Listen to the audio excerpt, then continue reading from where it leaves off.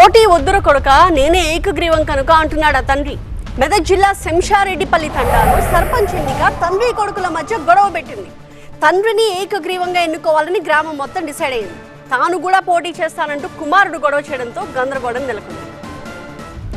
సర్పంచ్ ఎన్నికల్లో జరిగినన్ని చిత్ర విచిత్రాలు ఏ ఎన్నికల్లోనూ జరగవు. ఇన్ని రోజులు డబ్బులే బంధాలను విడదీస్తాయని అనుకునేవాళ్లం. ఇప్పుడు డబ్బు ప్లేస్ ను పదవి రీప్లేస్ చేసింది. పదవి తల్లి కూతుళ్లను ఎడబాపుతుంది, భార్యాభర్తలను విడదీస్తోంది, తండ్రి కొడుకుల మధ్య గొడవ పెడుతోంది. శంషారెడ్డిపల్లి తండా సర్పంచ్ పదవి ఎస్టీకి రిజర్వ్ అయింది. ఈ పదవి కోసం తండ్రి కొడుకులు పోటీ పడ్డారు. అయితే గ్రామస్తులంతా తండ్రి గణేష్ కు మద్దతు తెలిపారు. తండ్రితో నామినేషన్ వేయించారు. ఏకగ్రీవంగా గణేష్ ను సర్పంచ్ గా ఎన్నుకుంటున్నట్టు ప్రకటించారు. గ్రామస్తులపై తీవ్ర ఆగ్రహం వ్యక్తం చేశారు గణేష్ కుమారుడు వినోద్. వెల్దుర్తి క్లస్టర్ కేంద్రంలో గ్రామస్తులతో ఘర్షణకు దిగాడు. ఆగ్రహంతో తన సర్టిఫికెట్ కాపీలన్నీ చింపేశాడు.